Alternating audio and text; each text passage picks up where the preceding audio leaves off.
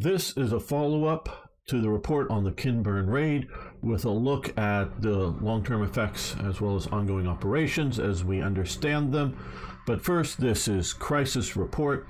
Remember to like these videos and subscribe to keep these reports coming. Well, the primary information that we're using here is from Chuck Farrer on Twitter. So again, just always cite my sources. He does coming in from Vitaly Kim, one of the governors, I believe, down. No, didn't really mean to do that. In that part of the region, translated into English, so that he is getting his reports from there. Now, I think this is nope, not the one I wanted. Professional, aren't we here? Yes. All right. So I wanted to thank him for putting this infographic together. Ukrainian Naval Special Warfare task elements begin to consolidate holdings on the vital Kinburn Peninsula. Well, I guess we will take a look at the other graphic image here. What they're talking about as the reason that this is vital is there's a Kherson, which, as you probably know, has recently been recovered by the Ukrainians, and this is the main access to the Dnieper River here, as well as Nikolaev harbor up here that I understand is also a Ukrainian naval base that, with the Russians controlling here, locked in Ukrainians from using this for basically any commercial or military purposes, forcing everything to be operating out of Odessa. So starting to clear this frees that up. So that's why it's vital. And I also talk about I will talk about another aspect here in a bit.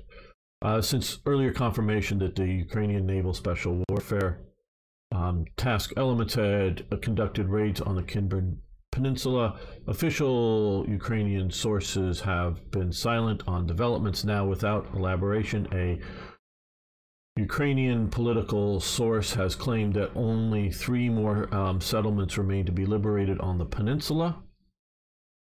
This information suggests that the Ukrainian naval elements have progressed to the east, and that the RU forces occupy only the 3 eastern settlements. I'm not going to try to read those. The foot of the peninsula. Excuse me. Control of the Bug-Dnipro River estuary is vital for the operation of the ports of Kherson and Mykolaiv. I'm butchering that, I'm sure. Using the elements of surprise, Ukrainian forces made a small but important tactical victory. Okay, so let's take a look at this infographic, and I'll talk about the bigger picture here. Special warfare has been active since the 14th of November. Initial raids was likely staged near Preskiv here, or Proroska, whatever. So this is where they think they were operating around here initially. I don't know which one next here, probably this one. Initial reports indicate a small RU occupation force was brushed aside after the landings. The UK raid would have moved quickly to set ambushes and lay mines on the only road on the north shore of the peninsula. Status of Vinohrom unconfirmed. That would be, I guess, a small little port there. Low, swampy, undeveloped terrain makes large-scale operations difficult. Estimated forward edge of the battle area. Single road to Kinburn Peninsula is under observation of Ukrainian artillery. This will make it costly for RU troops to attempt to reoccupy the peninsula. The RU continues heavily indiscriminate shelling, or the Russian, I should say, the city of Kherson. Right, okay, so that's all of the written text here on the map. Now, I'm sure if you've been paying any attention, you've seen some video of either artillery strikes and also mostly dropping of mortar bombs from drones right directly onto dug-in positions of Russian forces. Now, because we're very much on the outside looking in, we don't know how common both of those incidents types are, well-directed artillery and drone dropping bombs. And it seems that most of the time, and even when they know there's drones in the area, the Russians are not looking up at the drones, so they don't perceive, they're at a height or visibility that they don't perceive that they're there, because no one seems to at least even be shooting up at the drones, and the drones are, by their camera nature, not moving around very much. But I guess what I'm trying to say is, those incidents are real and are happening. Are they common, meaning used heavily along the front lines, or rare, occasionally used? It just, I don't know the availability of that.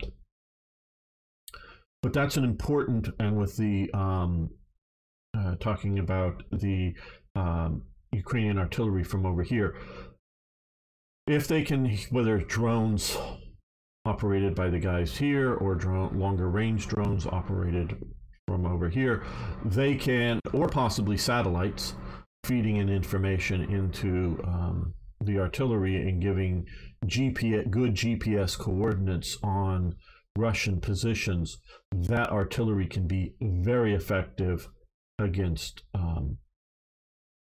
Russian troop movements particularly, but even entrenched positions. And as winter comes, entrenched positions that aren't already built will become less and less valuable. Because if you're looking at what, at least in American terms, have often been referred to as foxholes, as simply, you know, depressions dug into the earth. These artillery attacks that are so precise, or mortar, bombs dropped as bombs from drones, are so precise that these provide little or no effective cover. Where if they just generally artillerying the area, they do provide a reasonable amount of cover because the artillery fire isn't that precise. Now, I have seen some positions that are dug in enough that do provide some levels of cover, but those become increasingly difficult to make as the winter freezes the ground.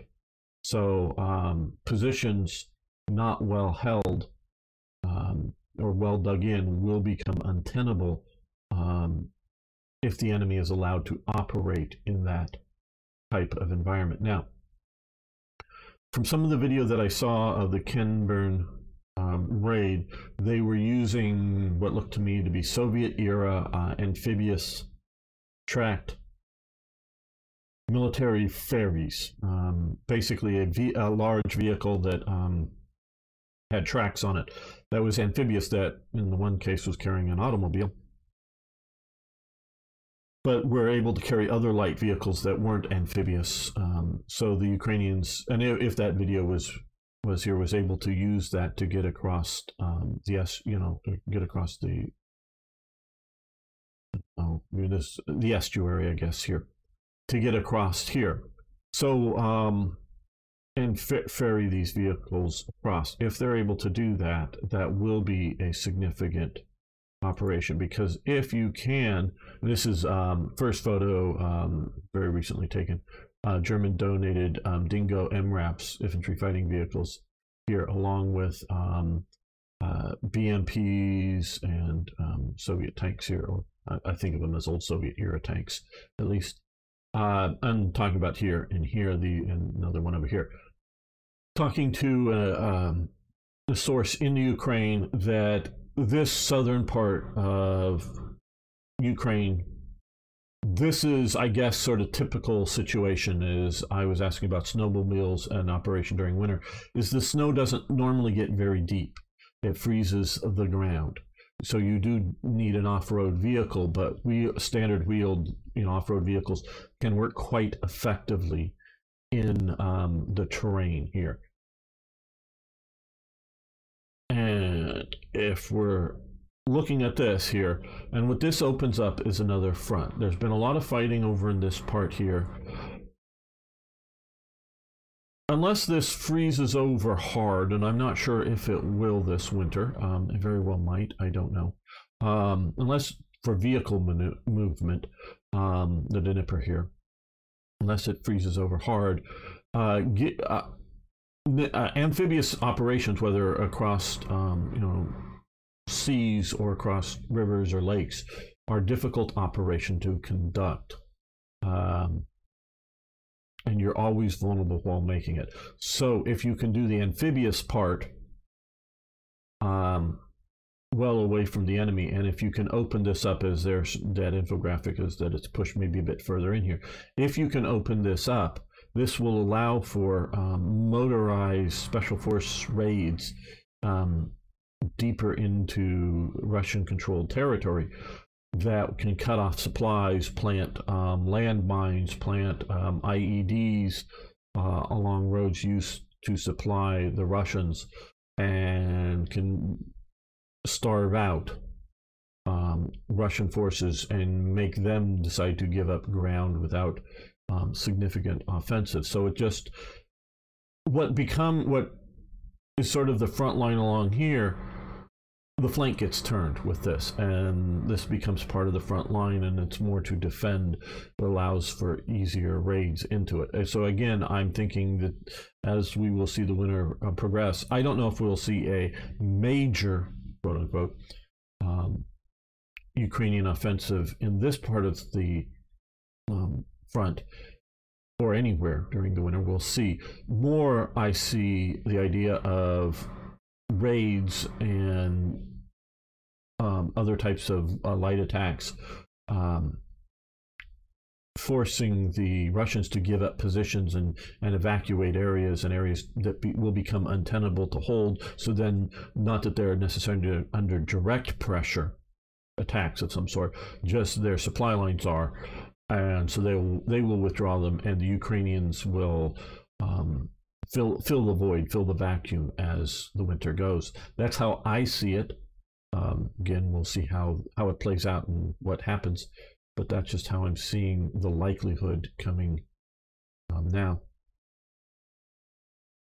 So new front opening up for more operations, well beyond the idea of simply a peninsula, and as of course you can see with the naval operations being able to operate out further and further. I will have another report coming about Russian naval operations soon, which are also critical in this field, which are a bit surprising to me, at least.